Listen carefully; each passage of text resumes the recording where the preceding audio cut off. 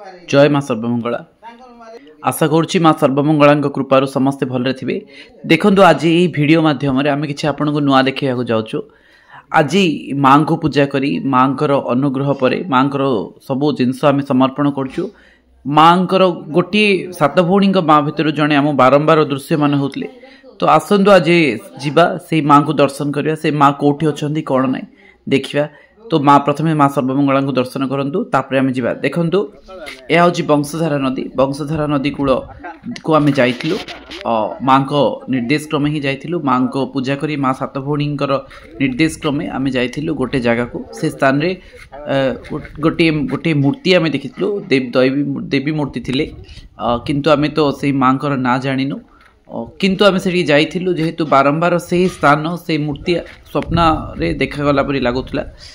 तो बहुत कष्ट बहुत पचारि पचारि आम से जगह को जाइलु। जगह वंशधारा नदी कूल किछि दूर रे थिला। से माँ को ना जानू से जाइलु माँ को पूजा अर्चना करी आसिलु। तो आसतु ये वीडियो माध्यम आपण मानक आम सब किछि देखेबू। तो वीडियो शेष जाए देखंतु आपण माने जानि जिवे। यह वंशधारा नदी कूल। वंशधारा नदी कूल कूल आम जाइलु। बहुत दूर गला परे आमको गोटे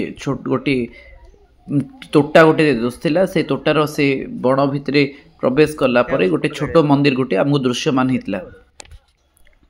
देखो यही स्थान रे गोटे बिला गोटे अच्छी को बिला चारिआडे गछ सब अच्छी। से भितर को पुणी आम गलु। रास्ता नथिला किछि बा गोटे जगह दे दे जाइथिलु।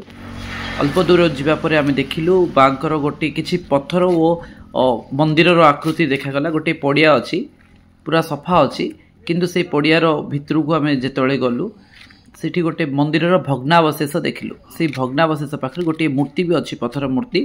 किंतु आम से भगवती ना भी जानिनु जेहेतु से कौ ना पूजित होते आ कौन होते से सब आम कि जानू। यह गोटे लटा बुदा गछपत्र मध्य किंतु बाय गॉड ग्रेसिंग सेठी लोक मैंने केते जन जाई पूजा भी करथिले। आज आम से स्थान को जाई देखिलु। सेठी नागदेवता बोली कहते से उईहुंकार से माँ पूजा पाँच नागमाता बोली कहते समस्ते। ये बहुत कालू गोटे साप आसी जगुची। प्रत्येक दिन से साप आज पर्यटन कहार किसी अनिष्ट करनी कहते। देखो ये चारिआडे पत्थर अवशेष अच्छी जहाँ माने पूर्व गोटे मंदिर थिला किंतु कालचक्र परिवर्तन से मंदिर वर्तमान नाही। देखो मंदिर मुंडी शिखर मध्य सेठी पड़ी आ माँ को मूर्ति मध्य दृश्यमान होचे। किंतु आमे से माँ को ना जानिनु। माँ को पूजा करी आस्थिलु। चारिआडे पत्थर पत्थर ही पड़थिला। माँ को मूर्ति चतुर्भुजा अटंती। से पद्मासन उपरे बसिछंती। मुह पूरा भांगी जाइछि किछि जना पड़ुनी। आउ जो पखुटी गले जना पड़ी मंदिर दधिनी होती से स्थान रे पड़ी।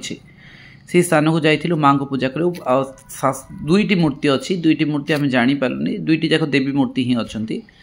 को देवी आम तो कहीपरि भग्नावशेष ही अच्छी मंदिर चारिआडे पत्थर कार्य मान अच्छी। पूजा अर्चना किसी होनी से जगार। आज से स्थान को आम जाई माँ को दर्शन करी आसिलु। से मंदिर फंदिर किसी ना। देखो मंदिर दधिनवती स्थान में पड़ी। तो पूर्व से स्थान गोटे पत्थर मंदिर ही थिला। सेठी सिंह मध्य अच्छी। सिंह आकार गोटे पत्थर भी सेठी अच्छी। केते जन कहते से नागदेवता आसी से स्थान में सब जगे नाग रहे। देखो मंदिर ध्वंसावशेष अच्छी से स्थान में सब पड़ी। पूर्व से गोटे डेफिनेटली गोटे मंदिर थिला किंतु से केबे थिला कौन थिला आम से कथा किसी कहीपरूनी। किंतु माँ एबे अपूजा ही अच्छा सेठी। माँ पूजा पाऊना। जदि समस्त सहयोग करती से स्थान को जाती तेरे माँ को मंदिर पुनरुद्धार हम। माँ मंदिर पुणी निर्माण हम। माँ पूजा अर्चना पुणी चलो। देखो यह सिंह आकृतिर एक पत्थर यही स्थान में पड़ी। यह माँ को मूर्ति आम जाई देखिलु। माँ को दर्शन करी आसिलु। जहाँ हो माँ दर्शन आज सात भौणी दयारू माँ सर्वमंगला कृपार आमको मिला। तेणु आपण मान से स्थान को जातु। उईहुंका अच्छी चारिआडे बट गछ अच्छी। आमर माँ जमी बट वृक्ष तले विराजमान करछंती। ठीक से हीपरि चारिआडे बट वृक्ष से बट वृक्ष तले ही यही माँ अच्छी। तो आपण माने जानतु निश्चय थे दर्शन करके आसतु। जय माँ सर्वमंगला।